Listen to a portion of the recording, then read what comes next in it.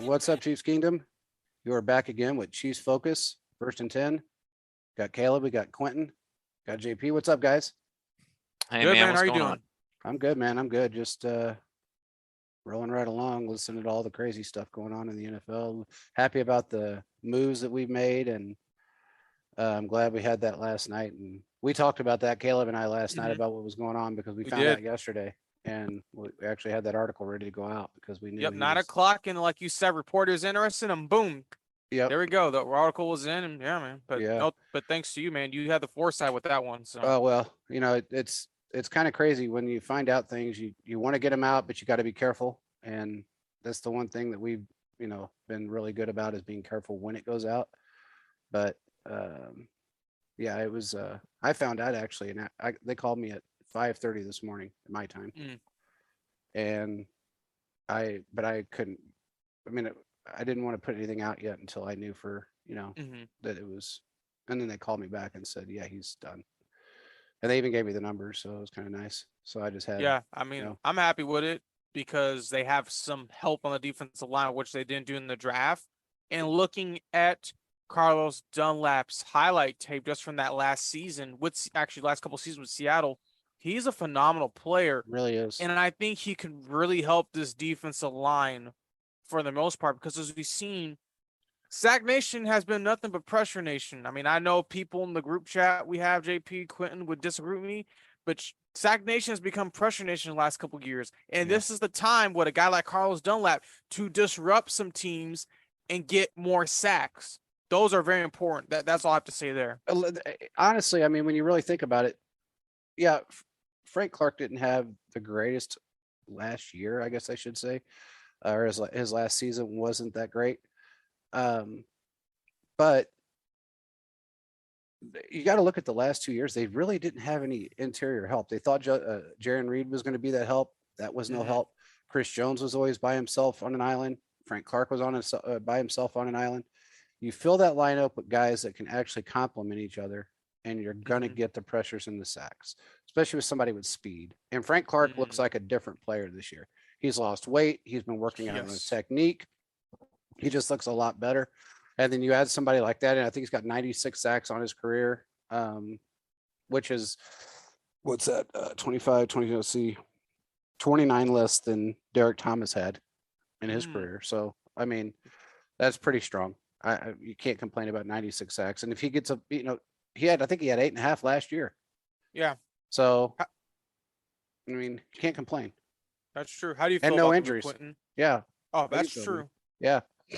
Yeah, so I'm feeling pretty good about it. I do have some concerns about it, which I'll address here in a minute, but just to keep the conversation going about pressure nation, I do think that's accurate. I think sacks are a lot like turnovers, where sometimes you're just going to get lucky and unlucky with them.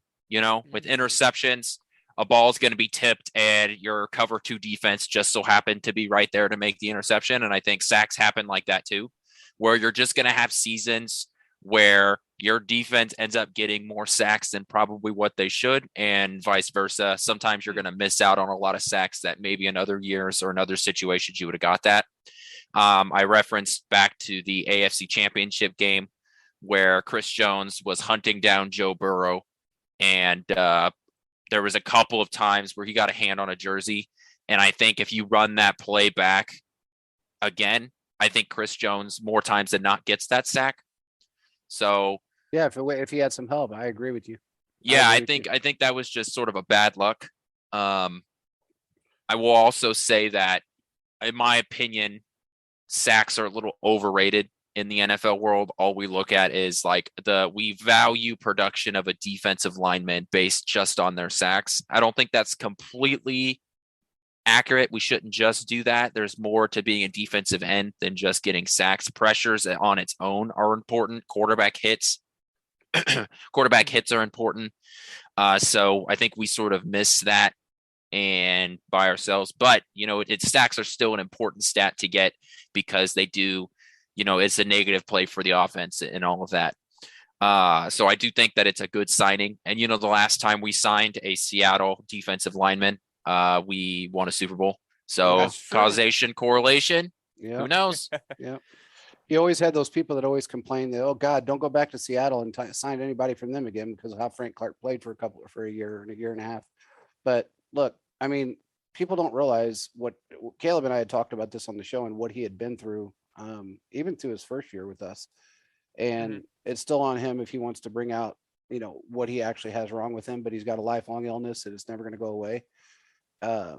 And again, with no help, you're not going to get the sacks. Plus, we don't have the same defense. Everybody try to compare us to the Justin Houston, Tamba Ali situation or DJ situation. It's a different defense. Our defense is designed, and I've said this over and over, to for 3 or 4 guys to get 5 to 7 sacks, not 2 guys to get 15 to 20. And that's just it's a different style of defense. So as long as you got the right people in place, you should be good. What do you think, Caleb? I feel like I agree with your point. I feel like this year is where you should see not 2 guys getting 10, 15 sacks. It's spread out.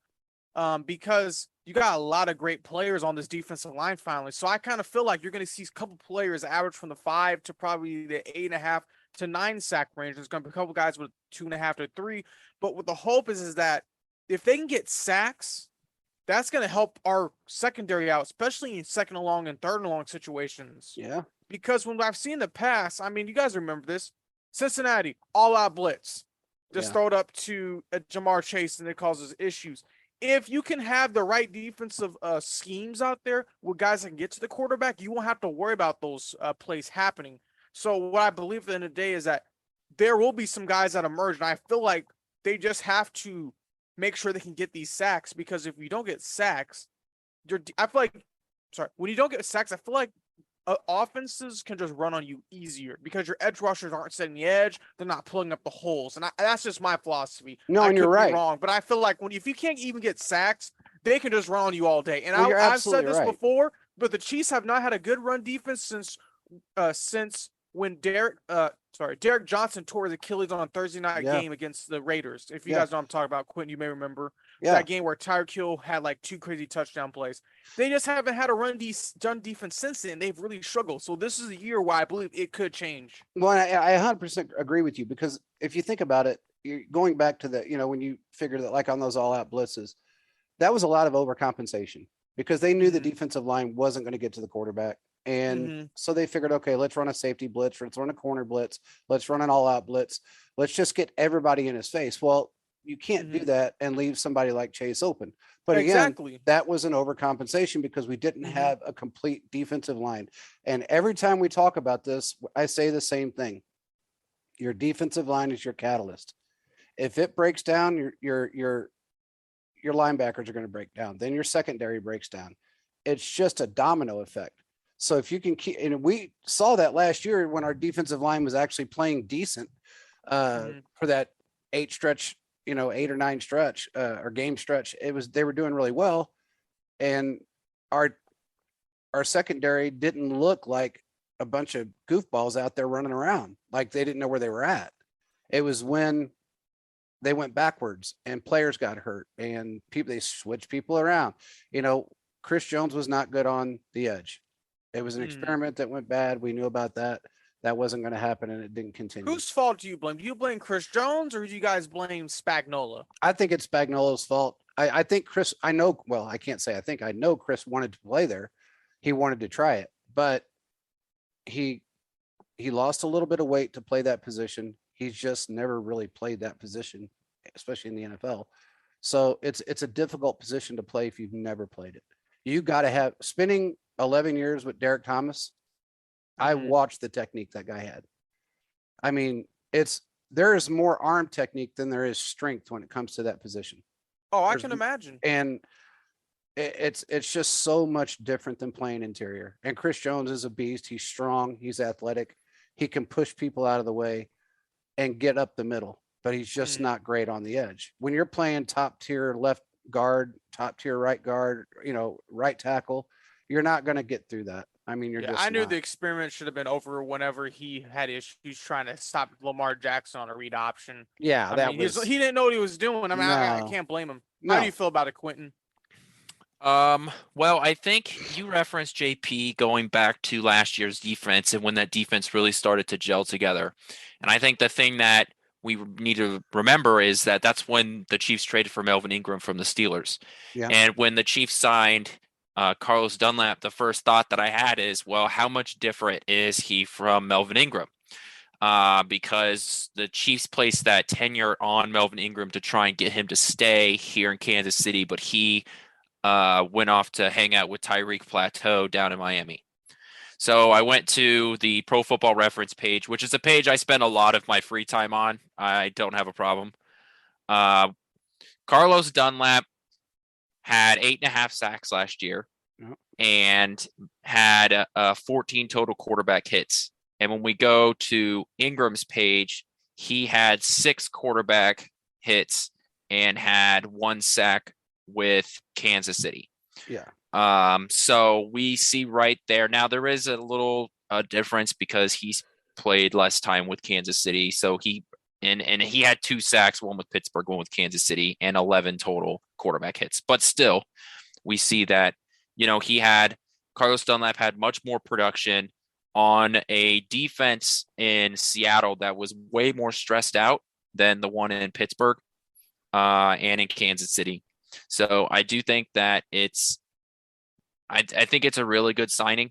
I'm happy to see it. It is funny to me that the Chiefs saw one day of practice and was like, yeah, this ain't going to work. We're going to need to get somebody in here. Yeah. I do think that whether that was like what actually happened or not, I just still think it's funny to me to think that Brett Veach was standing on top of the hill with his arms crossed, just like, yeah, this isn't going to work. Yeah. Yeah, No. the hands on the hips too. Quinn. Yeah, the hands on Yeah. hips, like he had the. This ain't gonna be it. Yeah, Well, I'll this tell ain't you gonna this. work. I wish that was the case, but he had been looking, and there was a few players out there that he was really interested in. He tried to make a couple of trades. It didn't work out, but this one here was one that fit in his wheelhouse. It was a good fit for him.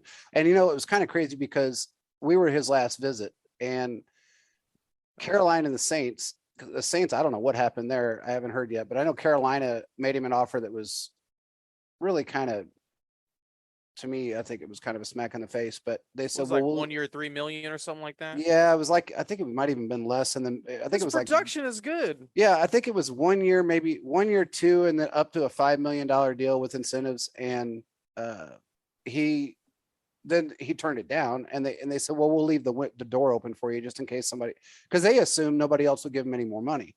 I think like that- Seattle. I think that was that Seattle, or I remember one team said the door was open. That must have been them. It was Carolina. It was the Panthers. Yeah, they said they keep the door open for him, but Oh, gotcha. I guess what you're saying. but I think the difference also with Ingram is the fact that he was injury prone. He had a lot of injuries over his career. He was a lot heavier. Like I wouldn't say heavier, but out of shape compared to Carlos. And also, if you look at last year's production, I don't know if that would have been, because originally we were going to sign him in March, Melvin, of last year. He couldn't pass the Chiefs eye test as far as the physical is concerned. His ankle still wasn't right. His knee still wasn't right. So they passed on him. And then when they decided to bring him back in, Pittsburgh really didn't do anything with him. I mean, he sat on the bench and was a backup for most of his time with Pittsburgh. He did not want to be there. So yeah, isn't that when Mike Tomlin said that we want workers, not prisoners? Yeah. Yeah. We want like volunteers, that. not Yeah, prisoners. That's what he exactly. said Something like in that. that press conference. And Yeah. then like a week later, he was traded here. Yeah. It's a pretty So- good line. It is. So I think if you compare the two, I would say that the athleticism of Carlos and the fact that he doesn't have the injuries that Ingram has had over his career is probably the reason why Veach and Andy both thought, well, okay, do we want to give him a 2-year deal for $8 million a year, or do we want to hold out and see what we can find? And Veach is always he's always looking forward and looking ahead at all the players in the league that may get cut, may not get cut, may not get re-signed, whatever the case may be. And he found who he wanted, and I'm happy that he did. I mean, we needed him, and that just kind of solidified another hole in our defense. Mhm. It's going to help Karlaftis a lot. It's Oh going to help, yeah. it's just very smart to bring in a veteran presence like him that's going to help the entire defensive line. And he's got a great attitude.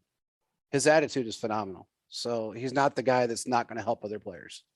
That's the one thing I will say about him. I will.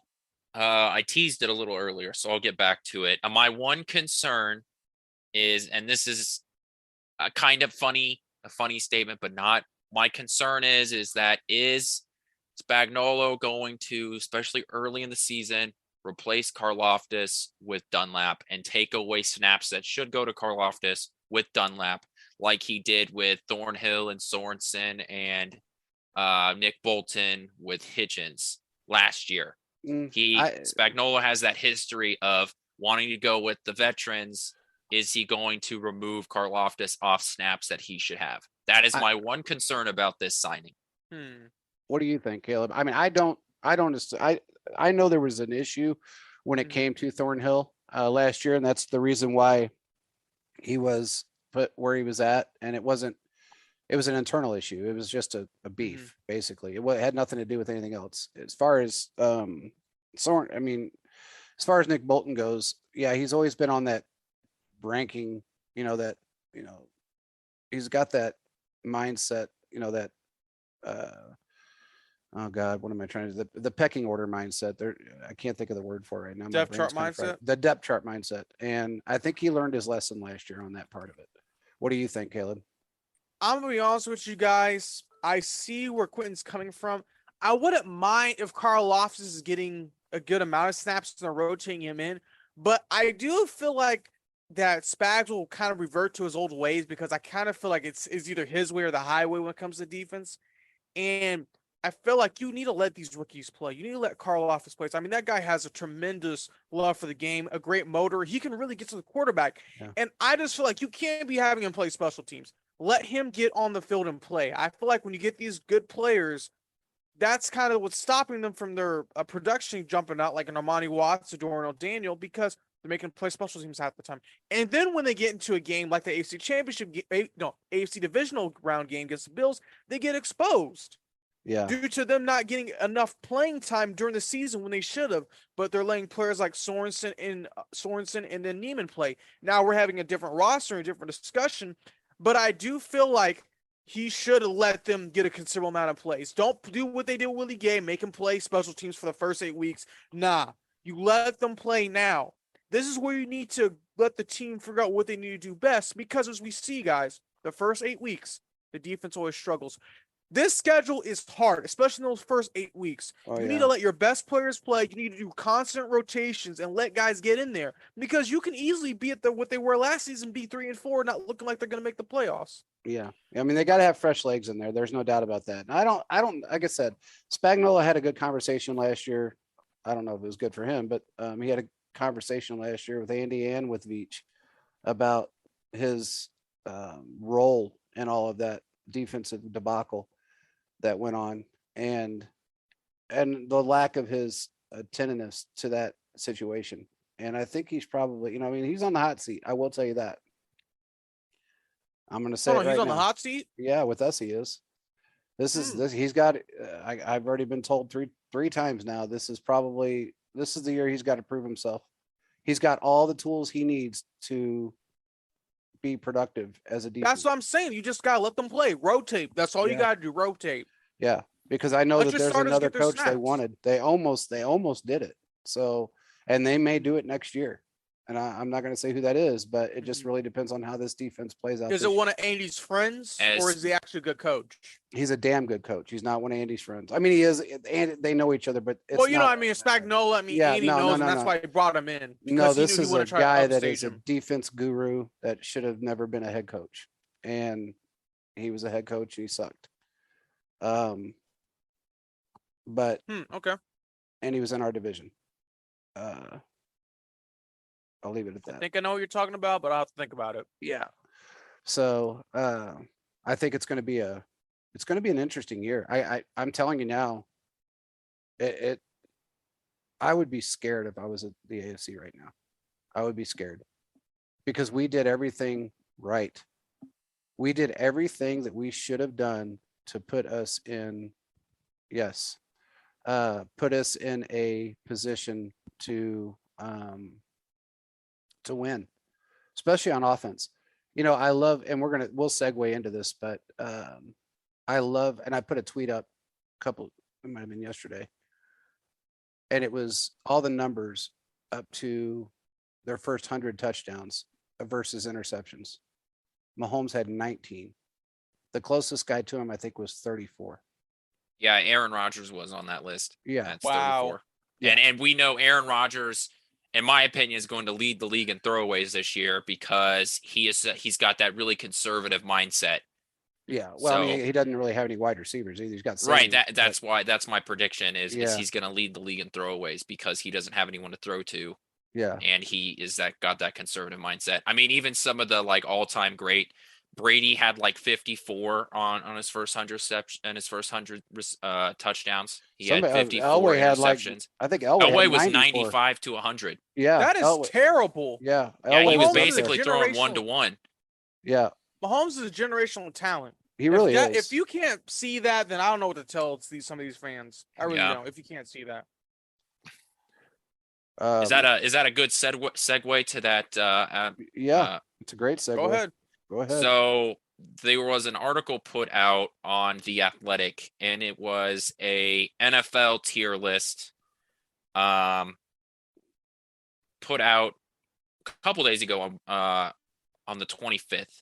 And I would first off like to point out that I am a fan of tier lists specifically when it comes to quarterbacks, because it can fluctuate week to week on who's like the best quarterback. I put air quotes around because one week, you could say Aaron Rodgers and then Patrick Mahomes, and you could flip flop them all week, and you could have basically an endless discussion about, who's better, whatever, right? Like you're not really having that much of a productive conversation about it at that point. You're becoming really nitpicky.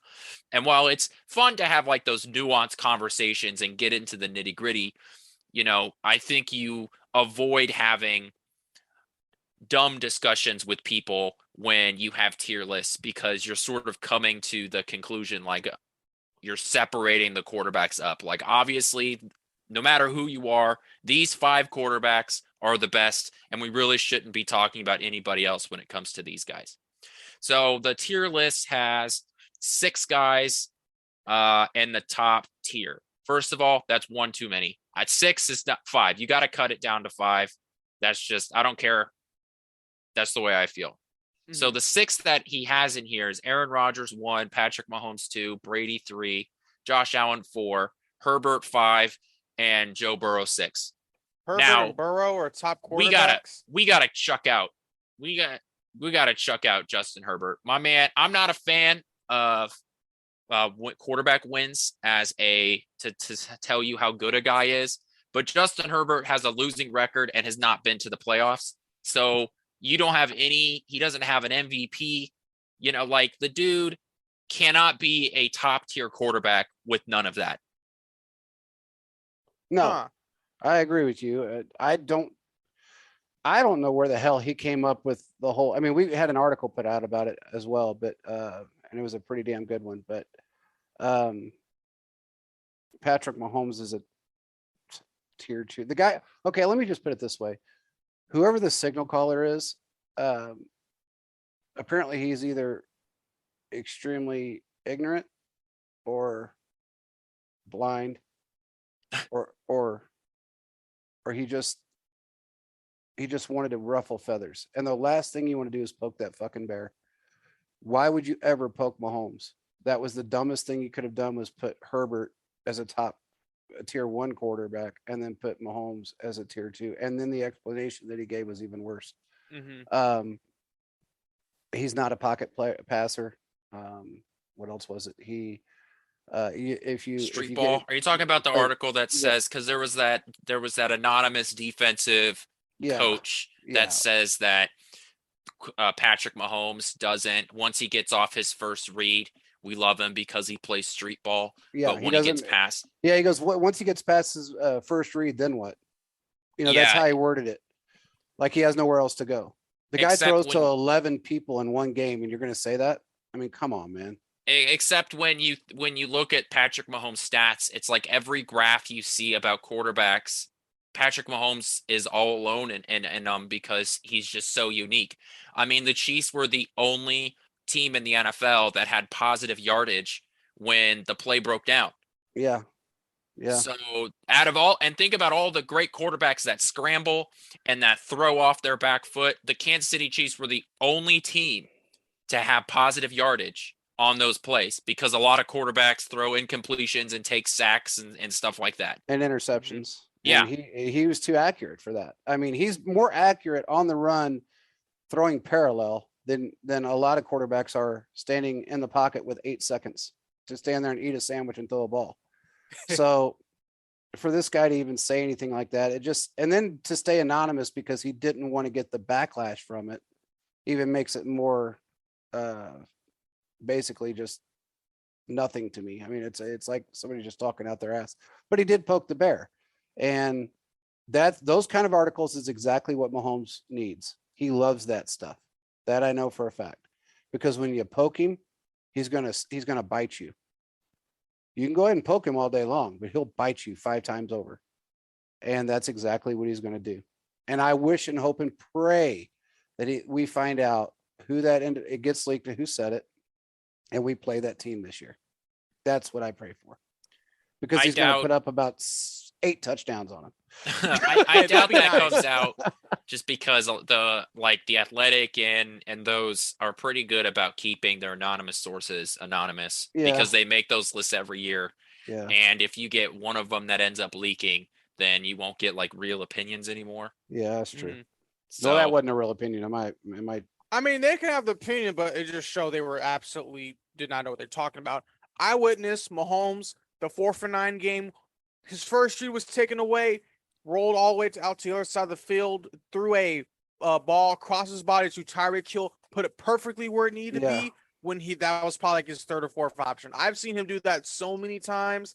I mean, when you see some of these things, you're like, I don't know who's the defensive coach, but I'm hoping it's the Ravens because Mahomes exposes them every season for the most part. Yeah. He makes them look silly. I hope it's the Ravens. Yeah. Because they always love to blitz, and he always gets them. Now, I don't know who it could be, but it just shows us they really don't understand because we're in a new era of football, JP, and you saw that transition from where it used to be the pound mouth to the air attack we saw in the 90s, and you see it kind of went back to the pound and ground, but now we're in that new era where people are just running spread offenses from college. Yeah. So I really think that this new generation of quarterback, and especially since we have Mahomes leading it along with guys like Kyler Murray, and then looking at other guys that are out there that can play similar to their style, I mean, they've learned pretty quickly you can't go off your first read. You have to have a backup plan and the 3rd option, the 4th option, because there's going to be times where if you don't have that first option and you don't know how to adjust from that, you're not going to be ready because the game is fast. And when you do not know what you're doing and prepare like Mahomes does,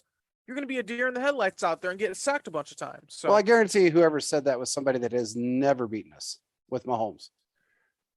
That's what I feel. It could have been the Raiders, but I mean, I don't know why they would even talk. Well, because they like to talk. It's the Hold on, they made the playoffs last year. Yeah, they did. Oh, yeah. They almost tied too. Yeah. Everybody was rooting for that tie. Yep. So I regardless, the guy just talked out of his ass. He made a mistake by saying it. It's going to hurt him in the long run, but especially if we play him. But I just love that. I love when they do it. I know Mahomes does, and I think it's a phenomenal thing to do is to poke the bear. Stupid comment, but keep poking him because it's going to get you bit. He's going to take your lunch pail and your picnic and your everything else that you've got out there, and he's going to eat it right in front of you. Lunch it's pail. Like it's mine. Way to show your age, JP. Hey, shut your mouth when you're talking to me. Oh God, I am old. Anyway, moving forward, now that you threw out the old pun, let's see. We got another player that visited. From what I understand, he's still here. Could be wrong, but he was earlier today, and he would be a great addition if we decide to bring him on for depth. USDF, what is it? He came out of What do you come out of, I Caleb? think it was USFL? USFL. USFL. I think he'd be a good addition as well. He was a really good player Chris there. Odom. Chris Odom. Mm. If they decide to go ahead and sign him, that would be great. I haven't heard anything else other than he visited, and that was, that was planned prior to the Carlos thing, as far as like the visit was. Or actually, I can't say it was planned prior, but it was somebody was on their radar, and they wanted to see both of them. So if they end up, he'd be a very cheap signing, and good depth. So if that happens, that's great. I mean, it's just another weapon that we have. Some, more fresh legs on the field. So, or another set of fresh legs on the field. We can move on though and talk about something else. Patrick Mahomes and Juju seem to have a great connection. What do you guys think about that? Pat Camp works. If Yeah. I was writing a news article, that's what I would write. Pat Camp works. Yeah. We see you don't have this sort of connection the first time you meet in a practice, and this really would have been, unless you really count like the optional stuff back in the spring. But when you have, two guys that have spent probably about 3 weeks, because they did 2 weeks of 2 separate Pat camps and some of the other off-season stuff. So Yeah. three or 4 weeks together now. They've been throwing the ball, as well as the other receivers that have shown up. And I think that this is just the next step into Patrick Mahomes' career, of him stepping up and becoming not just that guy on game day, but that guy off the field with his teammates. That you can see that he's becoming the true leader of the locker room and the franchise, when he can tell people, hey, I know this is your only time off of the year, but let's go throw some footballs down in Texas when it's 115 degrees. Yeah. And everybody seemed to go, hell yeah, let's do it.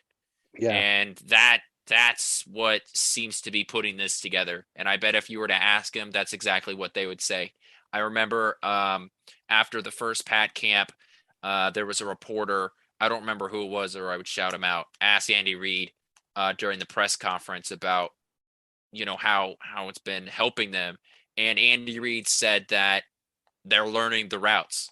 So they don't have to spend time talking about route combinations or route trees in camp. They can spend time on, perfecting those things. Yeah. So you've already taken the first couple steps. So instead of spending time on that, in these first couple of days in camp, you're already moving on to the more advanced stuff, because you've got that basic stuff down. Yeah. I actually think that was Harold that asked him that question. A friend Harold of ours, Kuntz? Harold Kuntz. Yeah. Oh, nice. Yeah. And weirdly enough, he's done that since his first year with the Chiefs. And the only year that he didn't do it was the year he got married. And just happened to be an off year. And his off year was better than 70% of the rest of the league. So,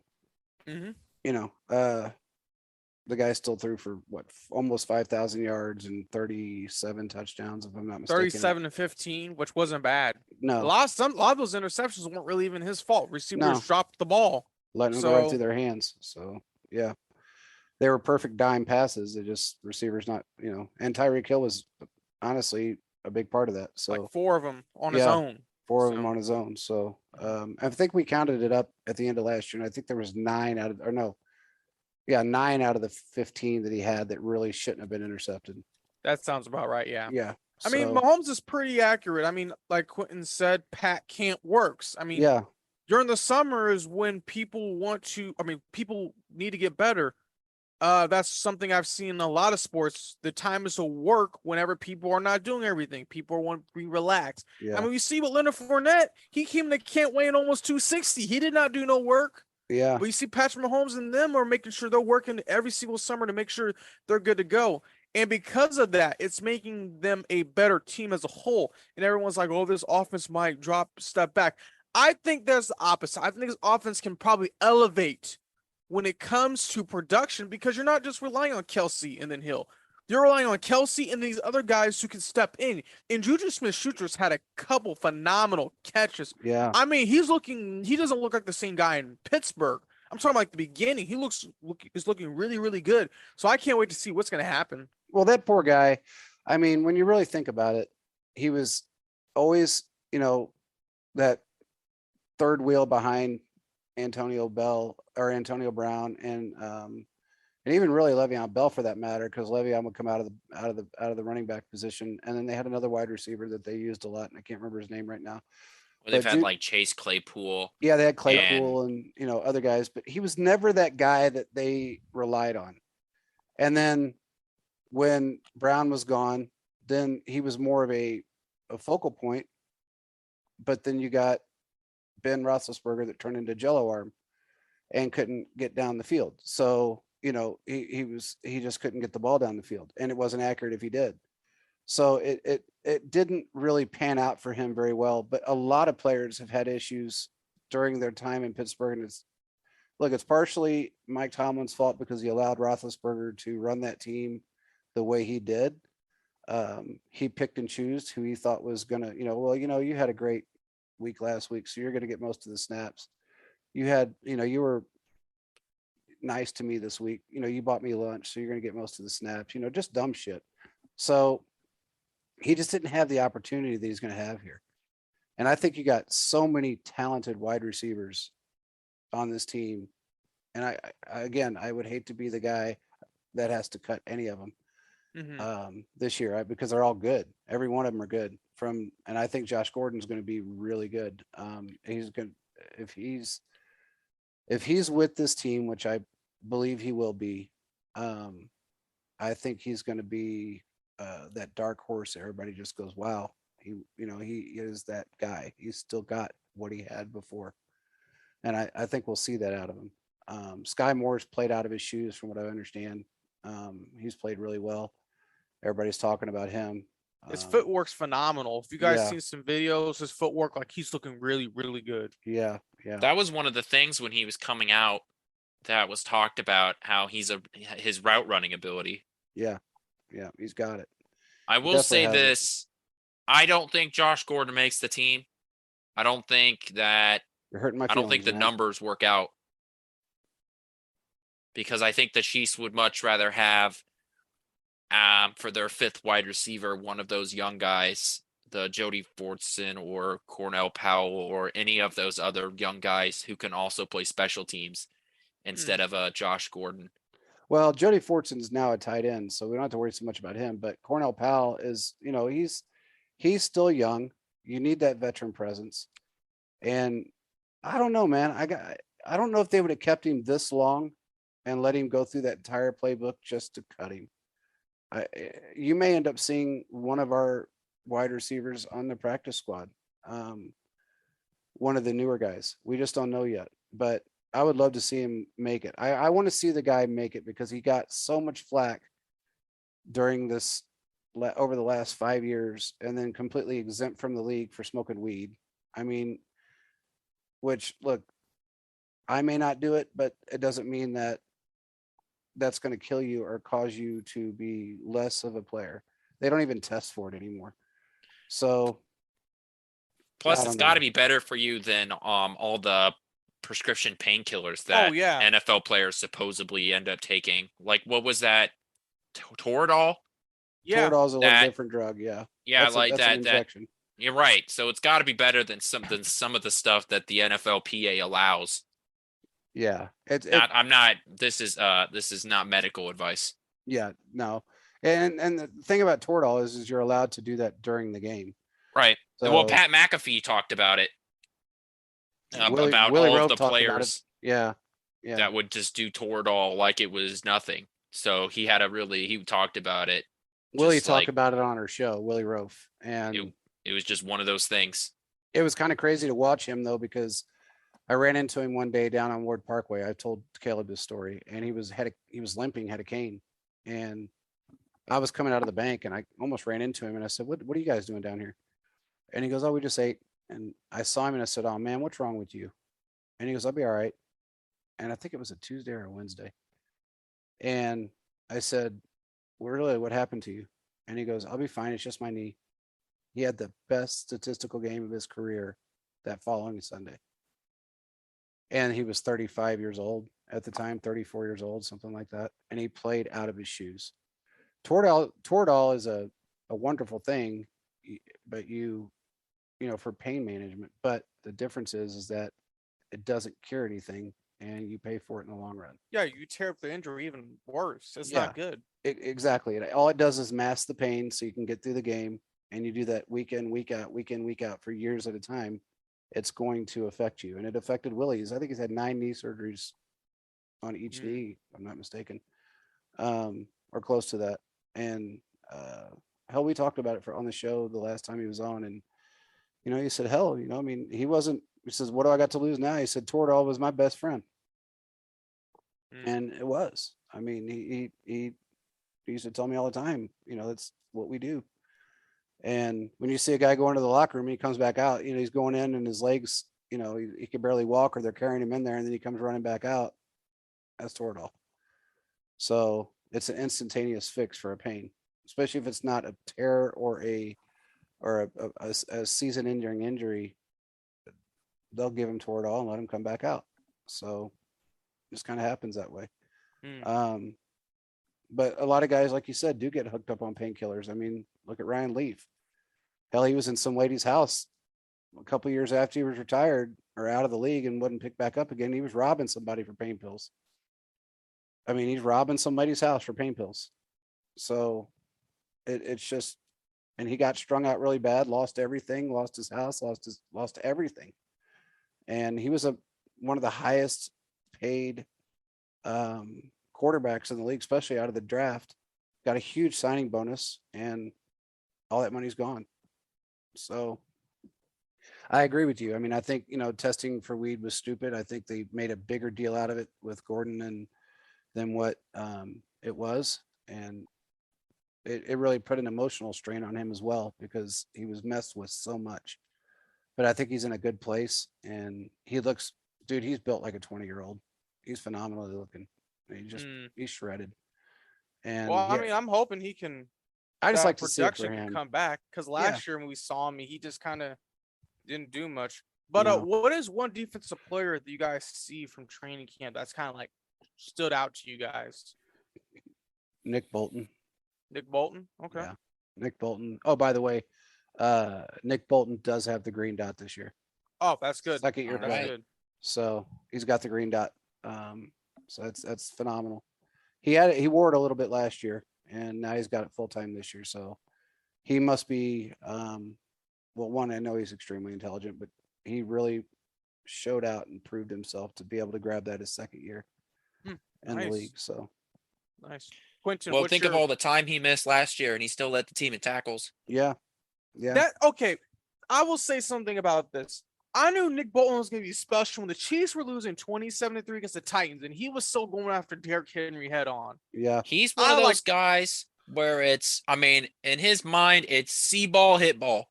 That guy was always on the TV screen. It didn't matter if it was like a wide receiver or if there was a running back, getting caught inside of the offensive lineman. I mean, he's that guy where it's just like, you can't explain it. It's just see ball, hit ball.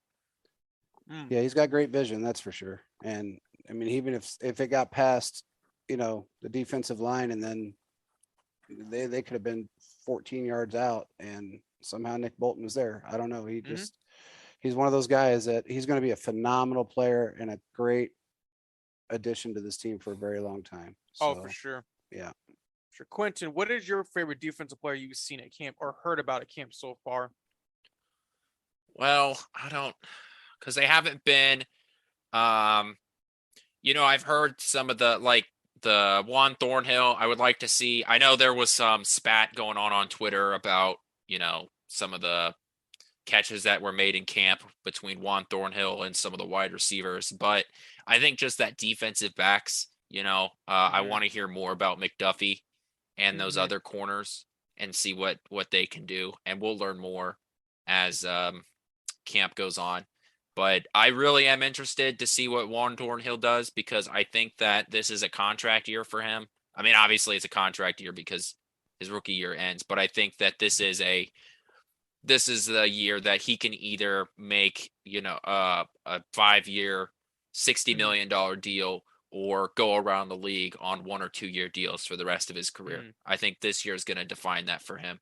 And I think he set the stage when he told everybody in the offseason that he's going to have an all-pro year. So I've got my eye on Juan Thornhill to see what he's doing.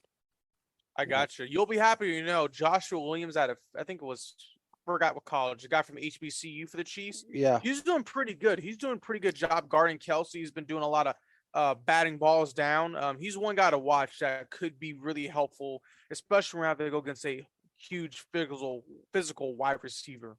That's one guy I would tell you guys to watch, because I've seen him. He's batted down so many passes.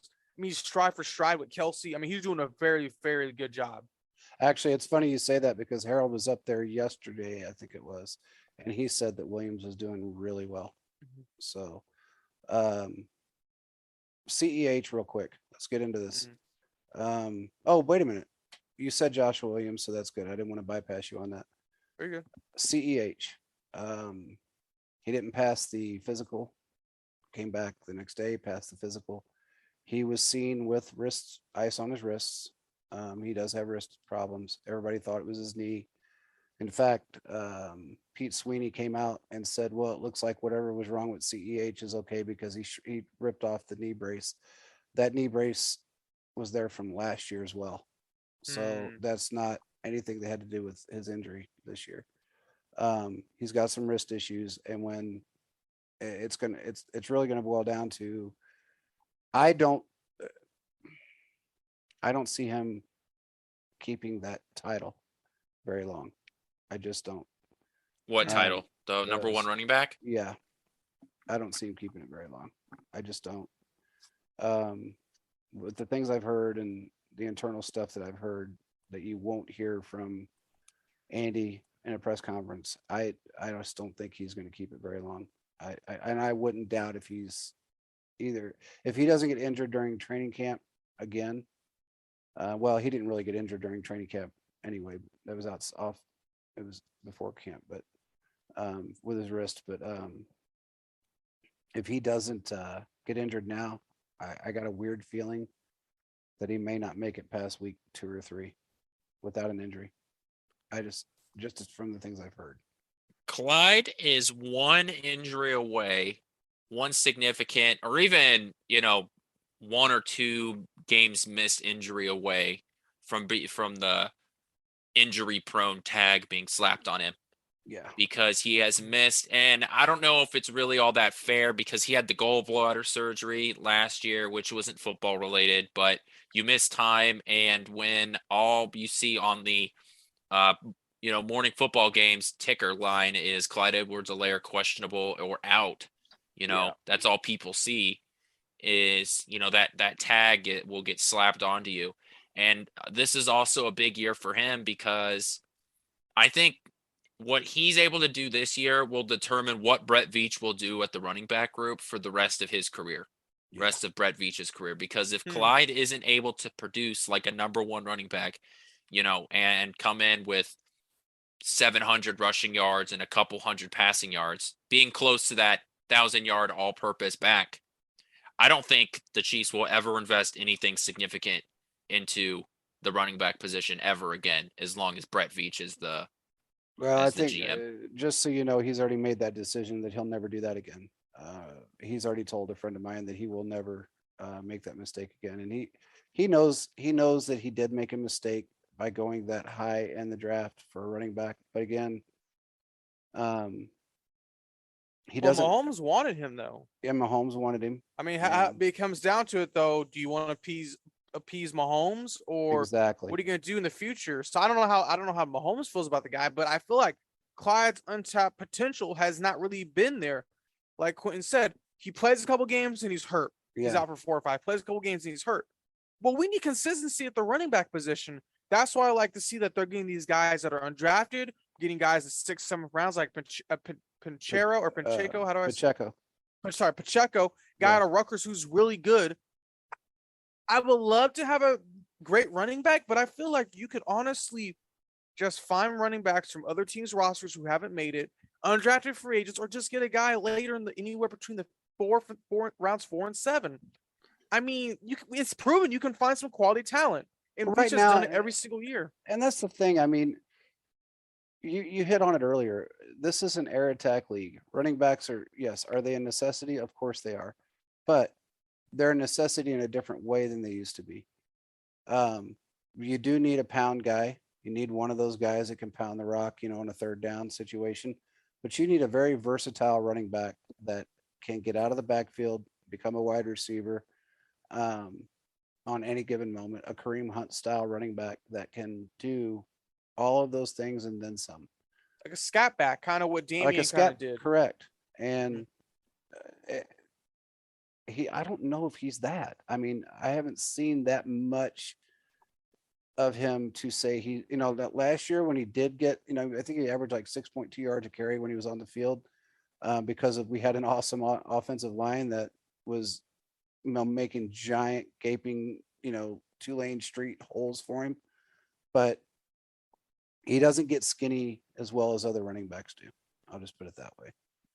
And I don't think he sees the line. I don't think he sees the openings as quickly as other running backs do. So Here's what I want out of my running back. I want a guy that can pass block, can take swing passes for like decent yardage, can get the check down and do something with it.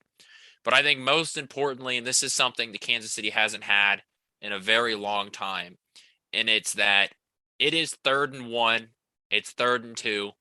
I need you to get to that yellow line, and everybody knows that you're going to get to the yellow line. That's yeah, something that Kansas City hasn't had in a while, and I think it's shown in the Blake Bell QB sneaks and the different trick plays that the Chiefs have imposed over the years to try and get those 3rd and goal or 3rd and 1 situations that we really just haven't seemed to found that guy. And I think that's really what this offense is missing out on. Because if we're being real with ourselves, the NFL is at the second coming of the run and shoot offense, putting guys in motion, and with quarterbacks like Mahomes and Burrow and Allen, this improv sort of quarterback play. We're in the second era of the run and shoot. The only thing that still has to be done through script is those short running game. And that's something Kansas City really is missing out on. And that was something I was hoping Clyde was going to be able to do because he did that at LSU. He yeah, took passes out of the backfield and he ran the ball well, not just in between the tackles, but in between the guards. yeah. So much difference between college and the NFL, and you have to Well, and change. that was one of the best Yeah. college football offenses, like literally Oh, of all Yeah, time. I yeah. mean, So so it's very difficult to say, to translate into the NFL when you come from that offense, and then you have issues with an offensive line when your first year and you're injured your first year, and then your second year, oh damn, you're injured again. It's just there's too much inconsistencies with him, and you can't have that. Do I you know think that he makes the they're. roster, or will he get traded? I tell you, if he gets injured, he'll probably get put on IR and then probably get traded. That's my opinion. I mean, I don't. Um, What would you say pick compensation would be worth? Like, Nobody what give was? him more than a seventh. To be honest with Wow. you, I I don't don't. think Okay. Clyde's getting traded. It might Hmm. happen. It might happen. I mean, Veach is like very proud of a lot of things, but I know he's also realistic. And you know, I'm not going to go into it right now, but there was some other things that was going on prior to this training camp that alluded to the fact that he may not be here. Um, I really don't want to get into that right now, but I don't want to, God forbid, that somebody hears it and then tells him. But um, it, it might happen. I'll just leave it at that. It might happen. Um, it's just it really depends on how he plays, man. I mean, I mean, I could see them maybe if it doesn't work, I can see them trading one running back that didn't do good for another running back that didn't do good and just kind of swap that way. That's yeah, it something could that could be. It happen. could be a system thing. I mean, it could be a system swap, or something of that nature. But I don't know, man. I mean, we got too many damn good running backs on this team to have him either not gain the yards he needs to gain, or God forbid he fumbles the ball or something of that nature. We just don't need that. And we need the consistency. So, and I think as far as being one injury away, he's already been labeled somewhat as the glass jaw guy. Worse than Sammy? No, jeez. no. I'm gonna say Sammy Yeah. take one step, be like, "Oh man, he out for 5 games." Yeah. Sammy Ball Watkins ain't starts snapped talking and he about the just fell lizard. down. Yeah, So, Sammy Watkins starts talking about the lizard people, and his foot starts to hurt. So. yeah. So, I mean, the guy just, Sammy. I love you, Sammy Watkins. Thank you for the Super Bowl. You're a great guy. Yeah. Sammy was a great player on the field when he was on the field, but he was injured pretty much every year of his career. So, except for last year, I believe he played. If I'm not mistaken, he played all 16 games. So, Well, I'm surprised because normally you hear he's got hurt. So guys, imagine the next week or so we'll hear something from Green Bay saying he's hurt. yeah, So, he might get hurt. You may, hamstring injury or something. Stub his toe crossing the street, getting to the practice field. You don't know what he'll do, man. I remember there was a Kansas City radio guy on 610, and he's not here anymore. He's on Houston, but he would call him Glass Watkins because he would just get hurt. Every little thing. He could literally call the man Glass Watkins. I was just like, I just shook my head. Yeah. I'm like, wow. Yeah. Yeah. It's tough. I mean, and it was so bad because he was so fast. He was a great route runner, catch anything, just couldn't keep him healthy. Exactly. And, Yeah. That's what happened in Buffalo. And that's what basically happened in Kansas City. He just won a Super Bowl with us. So, and he was a big contributor to that Super Bowl. No matter how you look at it, he was a contributor. So absolutely. Anyway, moving on, we got Jody coming back that supposedly looks pretty decent. Out there, looks good. Cornell Powell apparently has glue for hands. Everybody's saying he's looking really good. Is snagging balls out of the air like nobody's business. You got Blake. Is it Blake? Is Blake Bell? I don't know how he's doing right now. I haven't heard a whole lot about him. I haven't heard much from him either. Yeah. But everybody else seems to have high praises for what this team actually looks like for being basically new. Everybody's learned the playbook very well. NVS has learned the playbook very well. Ronald Jones knows it very well. And he's that guy. Look, he's a bruiser. Ronald Jones is a bruiser, so don't let Rojo fool you. He can put somebody on their back. And Darrell Williams, he was that guy for a while. I mean, he'd get that first down for us. He did a pretty good job. And we still got Burton. So and he loves his fullbacks. He does. And I think there's a whole 3 teams that have a fullback on him out of 32, and we're one of them. And we use them. So it's good to have him if you're going to use them. I would like to see the Chiefs use more I formation on 3rd and 1. Yeah. That's fair. Please, that's fair. Bring it back. Yeah, that's definitely fair. I never thought that would come out of my mouth. Yeah. Yeah. Kyler Murray had a little press conference. Well, it wasn't little. It was actually fairly long. And he was pretty frustrated. Anything, is long for Kyler Murray. Well, he was pretty frustrated with his with the talk about him. I guess study enough film beforehand so they don't have to put it in your contract and then take it out. Yeah. Well, I saw a tweet where it was showing his efficiency throughout the season, and it showed, so like I did a graph, so like say 1 through 17 every single week. And then it showed the week of the Call of Duty games come out. That's like say week 8, week 9. It shows his play drops off after Call of Duty comes out. I was like, that can't be real. That can't. I saw that too. It's funny. It's pretty funny. It is. Now he's on a pro gamer like a Twitch group. Oh yeah, a lot of them are. I mean, Armani Watts was on one. There's a lot of guys that are on them. Armani Watts is big into. There's 2 different games he plays. I know Armani Watts and Kyler Murray are 2 different. Yeah, very true. two different kinds of studying need to be done between the guy that plays special teams and the franchise quarterback of a team that I don't even know. Here's the question though. How much can studying film help Kyler Murray if he can't see over the line? Because he can't see the linebackers, what's the point? Well, you know, okay, look, he said something in that press conference that it made sense. Okay, the guy, he went 49-0 in high school, which yeah, people could say it's high school, but that's still a pretty damn good feat. And then in college, he won the Heisman. Um, he's playing the same size guy, playing against the same size guys. Mhm. It's not like you grow any taller when from age of 20 to 21.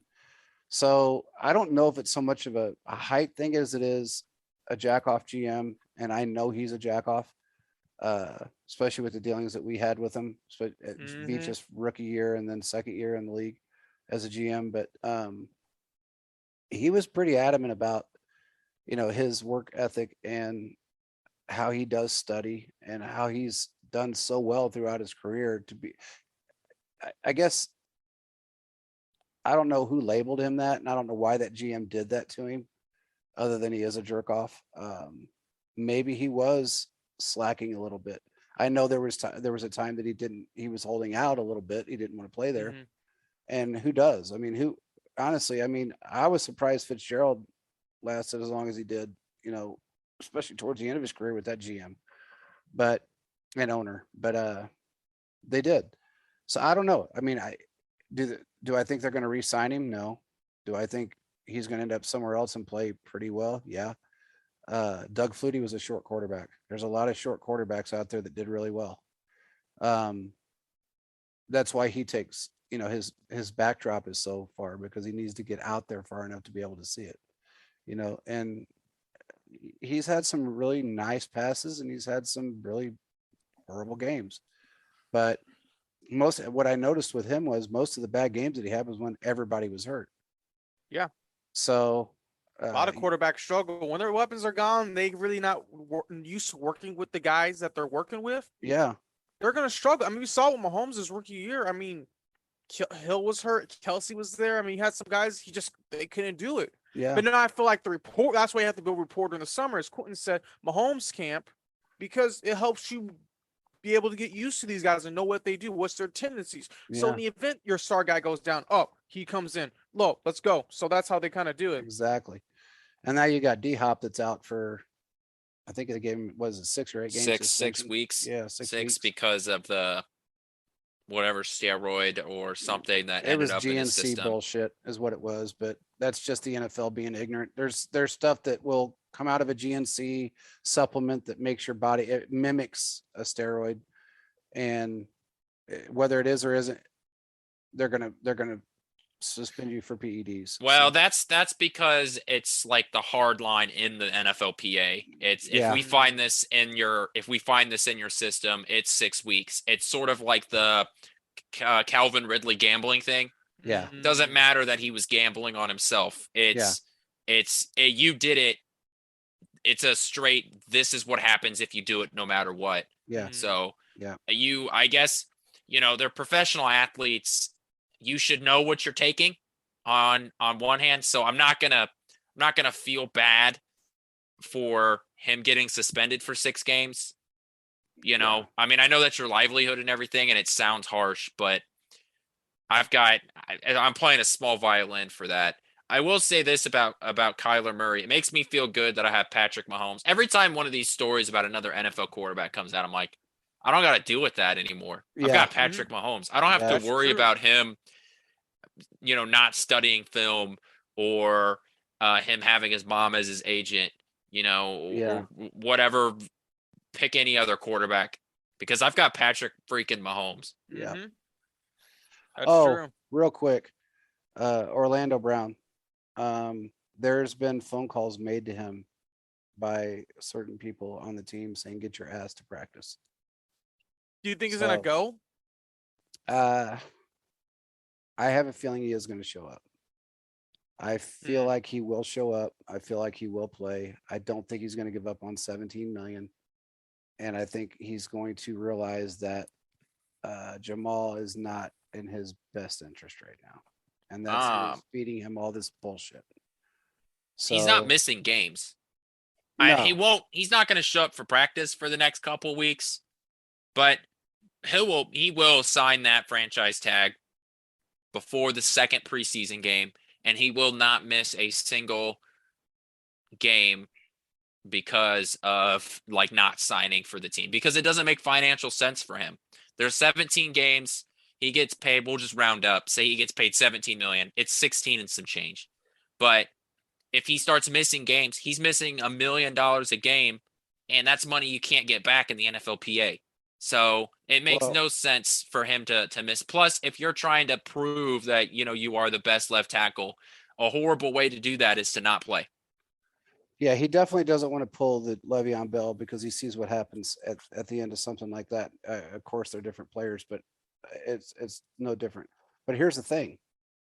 Yes, he may not be getting fined right now because he's technically not a chief to a degree. But if he holds out the entire preseason and then he signs that franchise tag, they're going to fine him. And Can they do that? Yeah, they can retro it back, and they will. So, I mean, it'd be really stupid for him to let Jamal Brown or whatever, Jamal Moore or whatever, Jamal Brown or whatever his name is, continue to talk that shit in his ear. Because look, if you look at his rankings, he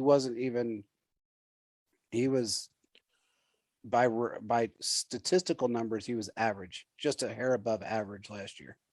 Now, was he great for us? Hell yes. Did Mahomes want him back? Still does. But he's got somebody in his ear that has pumped his ego up so high because that was not the guy that signed with the Chiefs. So he was very, very mellow, humble, loved the team, still loves the team. And Veach flat out said he is not going to be the guy that changes that position's market. Is so you think that article that came out in the Kansas City Star, Which was it there was the one where it was the anonymous again with the anonymous here, the anonymous front office person that said that this wasn't the guy that they thought they were getting? Actually, weirdly enough, I better keep my mouth shut on that one. It was said, but there was a reason behind it. I'll just put it that way. Because when I hear that, to me, that seems short-sighted on the Chiefs' standpoint, because they ended up with him because he was playing right tackle. He wanted to play left tackle because he knows left tackles get paid more money. And then you get shipped to a team with a first-round draft pick and a need of a left tackle when he only has 1 year of his rookie contract left.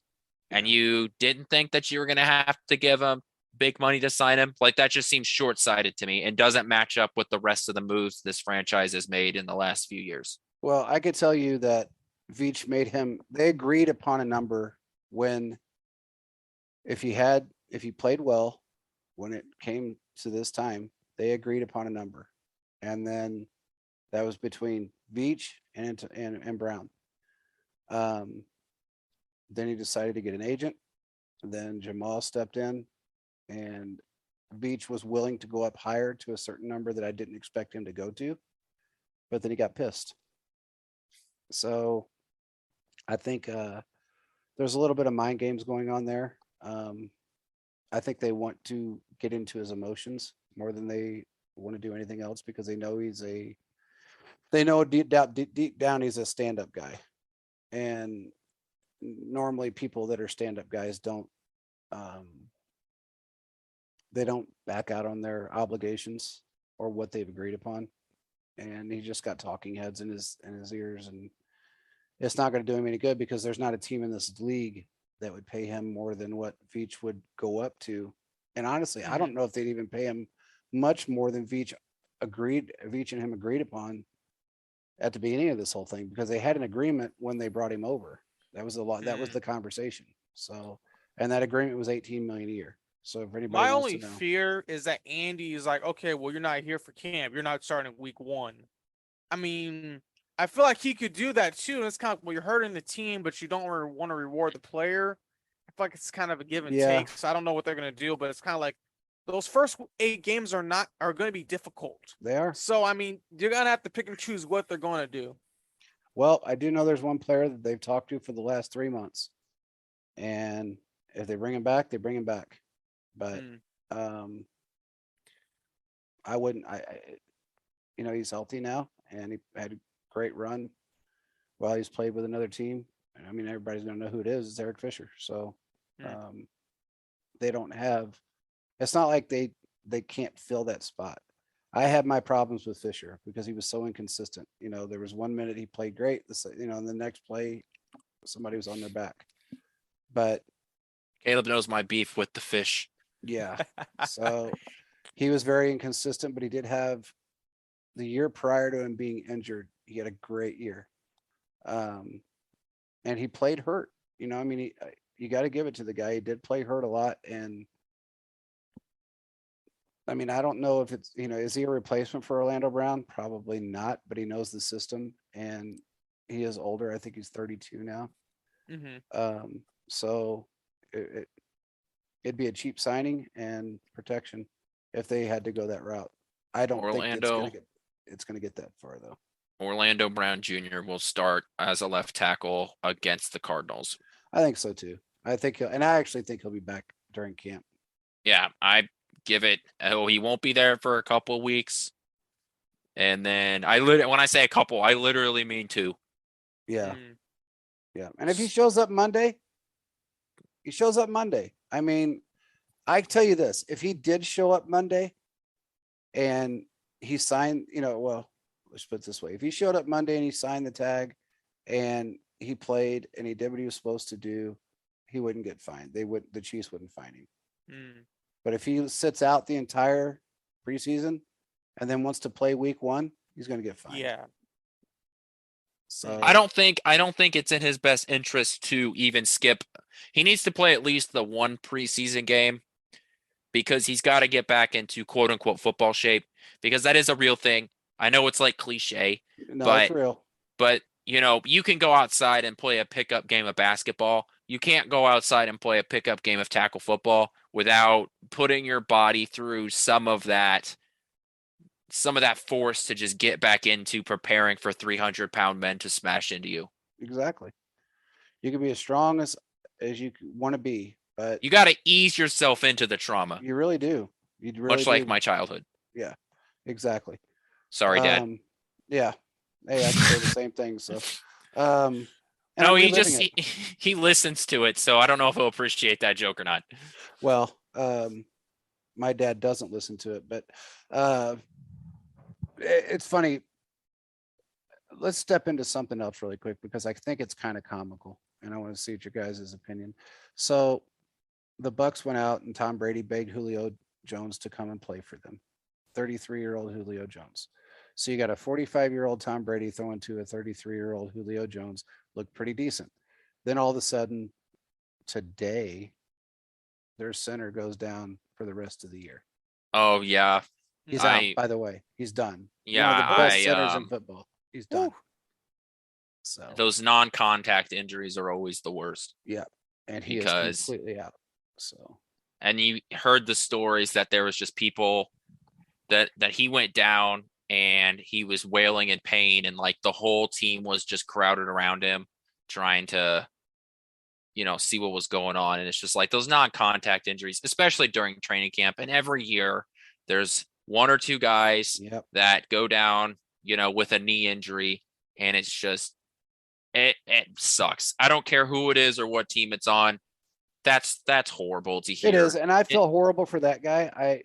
But I don't feel bad for Brady. So I'm sorry. I feel bad for the player. I mean, he's not, he's not at least he doesn't have to wear baby powder on Sundays. Exactly. So he gets to sit and, rest his knee, but it is a serious injury and he's out for the year. I find it, sorry, JP, I didn't mean to interrupt you. I find it interesting that Brady just gets all this top level talent. Yeah. Okay. Julio Jones is not a top level talent. But hear me out, Quentin. But hear me out. He always gets someone he wants. Yeah. I feel like anytime with the Patriots, he got whoever he wanted. The next best guy who's gonna be traded, an offensive weapon, he gets.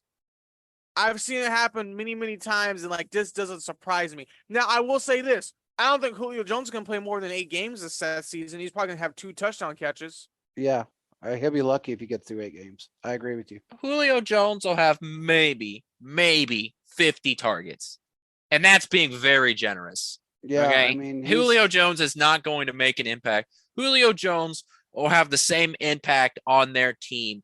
Like, I don't know, whoever the 5th wide receiver is on the Kansas City Chiefs. They will have similar numbers. You might be 100% right, because they made a big deal about a pass and catch to Julio when there was no pads, no contact, and really no pass rush. And Brady threw a pass to him, and he went up and caught it. Okay, well, I mean, any one of us could have done that, and I'm old, so, and I'm way out of shape.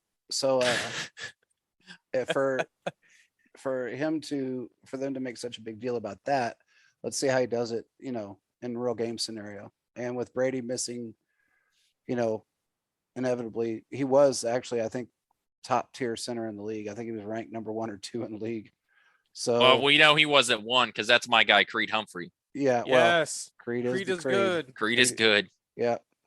So he was damn good, and that's, if they don't find somebody to replace him, Brady might see the ground a lot this year. So.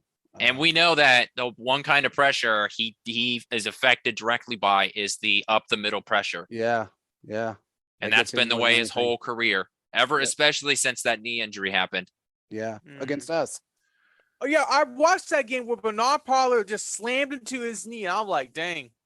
I remember watching that game. It was crazy. I'm not going to say, well, I will say, you know what? I cheered. I was happy that I did. I'm sorry. That was probably the wrong thing. God forgive me, but I cheered. I was like, yeah, finally somebody, and it was us that put him on his back and kept him, got him out of the season. And that's the injury that ended up with Matt Castle. Yeah. That's true. We got Matt Castle because that was the devil getting us back. Oh, Matty Matt. Yeah. Well, we got Paoli though too, because he ended up coming over and he ended up making the trade, and you know how Paoli did. Oh, God, that was a terrible reign. That was a terrible reign. The only good thing I remember from that was Jamal Charles and then Jared Allen. The little bit he was here, that Jared sack Allen wanted to kill him, awesome. Though. Jared Allen wanted to kill Scott Pioli there for a little bit, though. He actually wanted to go into his office and beat him to death and throw him out a window. Well, from what I've been told and what I've seen and what you have told me, JP, he was not liked by many people. Nobody liked him. The Patriot way does not work many other places. No. It just doesn't. No, he was hated. Just ask Bill O'Brien. Yeah.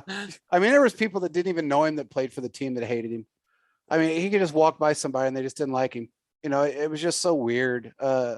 Weird situation with him. But yeah, he was an idiot.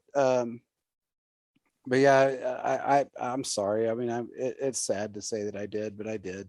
And everybody says, "Oh, Brady's such a nice guy." Blah blah blah. He's arrogant as hell. He's nice. He's trying to act nice now. We all remember what he's done in the past and how he's tried to change things and just. I'm not a Brady fan, and I will still say he's not the greatest of all time. No, I mean, he's not. That's just my opinion personally. No, I would put Joe Montana ahead of him any day of the week. Well, if you look at those numbers we referenced at the beginning of the show, what he had 54 touchdowns with 100 touchdowns with 54 interceptions. That's not good. No. That proves that he had a good running game and a good defense. Yeah. That's why he was so good in the early part of his career. Yeah, that's exactly what it was. I mean, honestly, his first year in the league, he had 24, I think it was 24 and 18. He went 24 and 18 in his first season, if I'm not mistaken. So it just is what it is. I mean, you always got to have somebody out there, I guess, that's going to be that name. And you're always going to have the guy that's actually better, that's underrated. That whole entire era, Peyton Manning was a better quarterback. He played with a hell of a lot less on defense. He never had a top 15. Well, maybe 1 year he had a top 15 defense. His defenses were horrid. And he went out there and he played. Yeah. Did he have some great wide receivers? Well, yeah, he did. He had to. He had no defense to save him. I mean, you could say the same thing about Kurt Warner. Kurt Warner he had to put up 50 yards a game because they had no defense. So it's just part of it. That's a staple of a Dick Vermeil team, by the way. If Dick Vermeil was your head coach, you had a great offense and absolutely zero. You had really the Dick Vermeil teams were preparing for the pandemic during the sporting event audience where it was just a bunch of paper cutouts. Yeah, exactly. There's a reason why that happened. I mean, you had literally have the no punt game in the playoffs. Yeah. Yeah. So Exactly. So dude, I my don't know. dad's going to hear the end of this podcast. He's going to be cringing because I brought up Dick Vermeil and the no punt game. Yeah. Hey, Yeah. I'm gonna be honest with you. I never got to watch that game because I didn't get to really get into football at that early age. But when I got to see the highlights, I'm like, how come the defense could not get a stop against Peyton Manning? Not I know he one has some great. stop. That's why I'm a big advocate saying you have to have a good defensive coordinator. And I really believe if Peyton Manning would have been with the Patriots in Oh their my system, God. 12 Super Bowls. He would have been I mean, you see what happened when he went to the Broncos and they had instant success. Yeah. He would have had that if he would have went to the Patriots, but I mean that's a whole nother story. But I mean, it just shows you what can really happen depending on where players get drafted, because there's a lot of different things can happen. Yeah. Well, Gronk is definitely not coming back. Oh no, he's done. Yeah, he has done. all those concussions. He's done. Yeah, and also his mom flat out said you're not going back to the NFL. She manages his money. You know, I got to give it to her. Thankfully, Chris actually told me, or his brother. I think I told you this, Caleb. I just talked to him a few days ago, and he said he's definitely not coming back. He has never spent a dollar of his NFL money. The only money he's ever lived on is his endorsement money. His entire career, he's never spent a dollar. Wow, good for him. Well, that's not good. It's not because of him. It's because of his mother.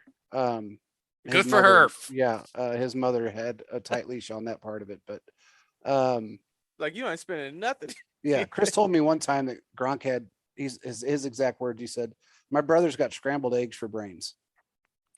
I mean, he has how many concussions, and there's so many more that probably have been unreported. Oh yeah, though he had him in college. He had him in college, and nobody ever said anything about what he actually had. Well, you know, the NFL, you could say that's a lot of NFL players and college players. There really wasn't that emphasis on concussions until that report came out. I don't even know. It could have been a New York Times report that came out about concussions, and then the NFL was forced to crack down on concussions because the public was like, how can you allow this to happen? Yeah. So, and they're still talking about that. I mean, you know, if you listen to, you know, if you ever see any excerpts of like, there's a women's talk show that's like 4 women. Whoopi Goldberg is on it. I can't think of the name of it right now, but they bring up constantly about the NFL not caring about the players and the issues that they have after the fact. I was telling Caleb, and I'll bring this up really quick because it's kind of cool. Met a guy a couple of years, last year, I think it was 2021. His son went to Vanderbilt. And during this time period, he was playing ball. He was a great ball player, NFL ready at like sophomore year, he was ready to play in the NFL. Well, his mother had an aneurysm. Vanderbilt pulled him off of the field and they ran him through a year of testing because his mother passed away from it. Put him through a year of testing because in some studies, aneurysms are hereditary. And they ran him through these, you know, this barrage of testing for a solid year, and they wouldn't let him play. And they found that he had the, I guess, a percentage of a chance that he could get an aneurysm. And they didn't let him play football anymore for Vanderbilt. And he was almost left. And then he decided, you know what, I'm just going to stay. If I don't want to die early, I don't want to have an aneurysm. Yes, I love to play football, but I'm going to stay and get my degree. And he got an engineering degree and he moved on. But that tells you the level of caring and attention that Vanderbilt pays to their players.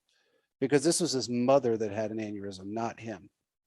But because his mother passed away from one, they also let him sit because it was a very traumatic time, but they wanted to test him to see if he had that gene and if he had that hereditary gene, and he did. And it was a slight percentage. It was very small, but they wouldn't let him play again. There are some colleges out there that actually give a shit, and Vanderbilt's one of them. But it's rare. It's very rare. When they find talent in a player, they're going to beat him to death. You know, it, it just is what it is. But Gronk, he's one of those guys that he's never been extremely smart, going by what his brother says. And his brother and him get along great. Don't get me wrong, but he's just not the smartest guy. His brother's got a business. He's got a fitness, a wellness business, sells like supplements and workout stuff and all kinds of stuff. But he actually follows us too, Caleb. Oh, nice. Well, that's Yeah, awesome. I know I've seen a couple of these things. He has some great knowledge about the game, but he really does. And he played for what? I think he played for a year or two in the league or something like that, not and then he much. just got out. Yeah. Mhm. So I will but say this, and I'll just kind of leave this closing thoughts. I do kind of hope the NFL starts to go ahead and make that process of taking care of the players long term instead of a few years, because football, I mean, I don't know if you guys would agree with me, but some of those injuries those guys get, like yeah, with Willie Roaf, that's for life, and yeah, they sacrifice their body, and they're waking up in pain, going to bed in pain, walking with pain. I mean, it's not a good feeling. So I'm just hoping that at least my final thoughts is just that the NFL can do something to try to help these players, because at the end of the day, they're making all that money.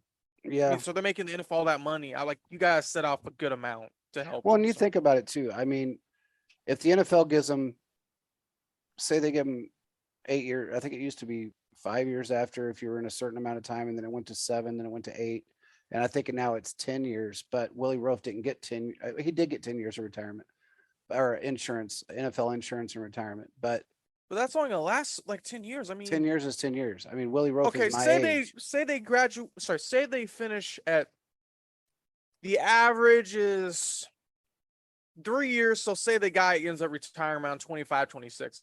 10 years only takes him to 37, Yeah, 47, 57, 67, exactly. 77. That's 40 years worth of pain. And even if some don't make it that long. So I don't know Well, and how a lot of Mhm. people say, "Oh, well, look at all the money they made. They can afford those surgeries." Really, Yeah, really, you it's want to say that? Because expensive. when you're an NFL player and you get out of the league after 10 years of getting beat to death, try to get insurance. See how much they charge you.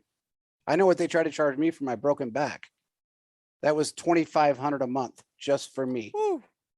So you can imagine what it's like for an NFL player. Yeah, they made a lot of money, but who wants all their money to be gone to surgeries and insurance on a what if? So the NFL has to cover these guys for, in my opinion, I think they should cover them for life. I think if they had a minimum of 4 years in the league, I'll just put it this way, say 5 years. If they played 5 years in the league, they need a lifetime insurance policy with the NFL to cover any surgeries, anything that would go wrong with them.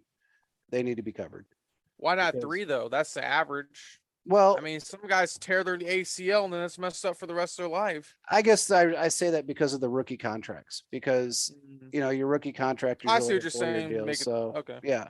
And then you got the 5th year option. You play your 5th year, and then God forbid Mhm. something happens. But they did change it to where I think after 4 years you're considered um, tenured in the league, and you do get more benefits now on the new CBA. I was gonna bring that up. The NFL definitely has been better at um, making sure players get, and that's why the NFLPA is so important, Yeah, because they really are there for the players, and it's very important to get those things, because a lot of these things wouldn't have changed if it weren't for the NFLPA making sure you're correct. taking care of players, Mhm. the money split between the players and the owners. These sort of Oh, things for are only sure. there because of the NFLPA. I agree. Mm. I agree with you. And also, when you really think about it, It's very difficult for me to say that a multi-billion-dollar corporation like the NFL has done a good job taking care of its players, but I think the NFL is continuing to be better about it. yeah, they're moving in Mhm. that direction, and they don't have a choice. I mean, you got a union, and you got the NFLPA for a reason, and those guys are really, Alex Smith was the guinea pig for the new helmet. So he was the first guy to wear that new protective helmet that came out in, I want to say it was 2017, when that new helmet, maybe it was 16, 17, when that new helmet came out. Alex Smith was the first one to wear it. So, uh, and it helped him because he was kind of crazy. I mean, Alex would dive head first to get a first down and head Oh yeah. first into somebody. So, uh, he reminded me a lot of Jeff Garcia when it came to that, because Jeff Garcia, if anybody remembered him, he used to, man, he was like a freaking tight end throwing the football. I mean, the guy would just run over anybody. He was little. Wasn't a big guy. He was just didn't care. Jeff just didn't care. So, and that's how Alex was. But getting it back to it, I think they're going to continue to make improvements on that. And the fact that, what's his name? Just they donated his brain to science and found out that he did have CTE. Can't think of his name right now. The guy that I think he played for the Broncos. Yeah. Demaryius Thomas. Thomas. His parents donated his brain, and they found out that he did have CTE. And originally, people thought that was a made-up term that the NFL came up with. It was a made-up term at one time, but it's proven to be a very true injury. I mean, I could have told you that smashing your head against another, giant man for basically since childhood, because a lot of these players play, tackle football since they're like 8. Yeah. So I could have told you that's not good. No, it's but, not. But I don't wear a white jacket. Yeah, it's different, that's for sure. So, but yeah. With that being said, it looks like the Chiefs are looking really good right now. Any predictions on this season from you guys? Super Bowl bound to win it. There you go. Yeah. I'm gonna say the Raiders make the playoffs. That's my prediction. Okay. I'm gonna go with the Raiders. The Chargers can do Chargers things and get half their defense injured and miss the playoffs again. Okay. I actually have to stack back my comment because I got too ahead of myself. Week by week, we will see how next week's practice goes.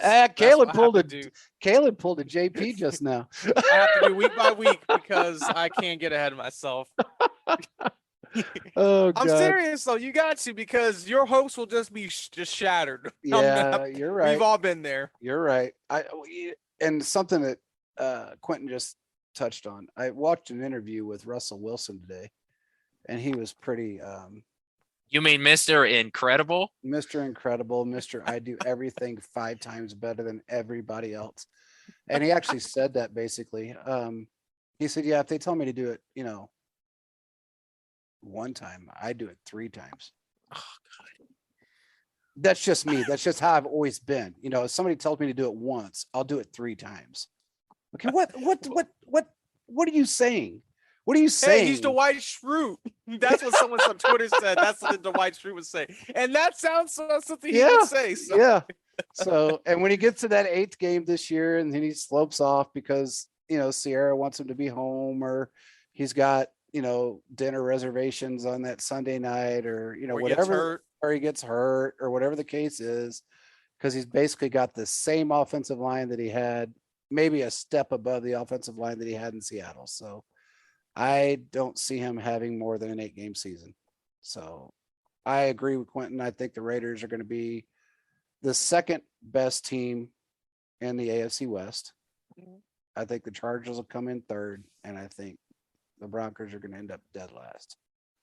I think the Broncos will probably win 6 to 8 games max. Yeah. I'm finishing up my my article about the moves that each AFC West team has made and how it moves the needle, right, for each team. So I guess selfless plug, and that'll come out probably Saturday. So cool. Awesome. Yeah, I did have some people follow me, like follow me on Twitter. Yeah, good. And so I'm encouraging more people to follow me on Twitter. If you have any questions that you want me to, or any articles you want me to write, I'll do it. Just DM me. Yeah. So it's at QUENTIN C Morris, Quentin Morris, spelled the correct way. And so we need your hot cheesesteaks too, Quentin. Don't be afraid to share. They're not hot when they're correct, Caleb. Hey, I'm just telling you, don't be afraid to ruffle some feathers. Yeah. Say something. That's not going to hurt nobody's feelings. As long as the only thing we are very adamant about is not trashing players. We don't call them. No. Yeah. And that's been a hard sell for a lot of people that we when we are looking for writers, because that's the first thing we say is we're pro player, because I've been around it for a long time and I know what they go through, and Caleb has too. So it's like, hey, you're not going to trash a player. If they made it to the NFL, they made it for a reason. So yeah, they may not be the greatest in that system, but that doesn't mean they didn't belong in the NFL when they got there. I think not the greatest in that system. I think in very small fine print was Ben Neiman. Yeah. I think. That's Yeah. fair. Yeah. I mean, That's it fair. happens. I mean, look at what was the other one, Caleb, that we signed that was kind of a bust for us. It was like Reach's first Breland Speaks. Breland Speaks. I mean, there's times I always that, remember he had Brady in his hands, but Brady somehow broke away. yeah, I always I don't know. remember that. That's And Brady don't break away from nobody, so I don't know how that happened, but usually he just crawls, folds into a fetal position. But yeah, he got away from Speaks, so it just happens. There's going to be a few that may get their 5 minutes of fame and then go to another team and play phenomenal. It happens all the time. I still wish we had Reggie Ragland. I think he's a phenomenal player. I think he's, still a great player. He was great for us, and it was a money situation. That was really what it all stemmed from. So, but with that being said, I don't know. You guys got anything else? I think we covered pretty much everything. I think that's it. Just follow me on Twitter and ask me questions because I like answering questions. Yeah. Give us a follow and make sure you check out the website. We're actually making some changes to it right now. And that's what I was doing prior to this getting on this show, is working with a tech guy to make some changes. And it's just going to get better. The show's actually going to get better after next week. Things are going to be changing with that as well. So everything's moving up, and we're actually making some other moves, hopefully really quick. So making sure you follow us, www.chiefsfocus.com. Follow us on Instagram. We're on TikTok. Make sure you follow us on TikTok. We got Keaton out there doing some crazy stuff on TikTok, and we're on Facebook as well. We're everywhere. If you want to read our articles, go on Newsbreak. We're all over mainstream news outlets now. So give us a follow, give Quentin a follow, and we will talk to you guys next week. See you next time, guys. Peace out, everybody.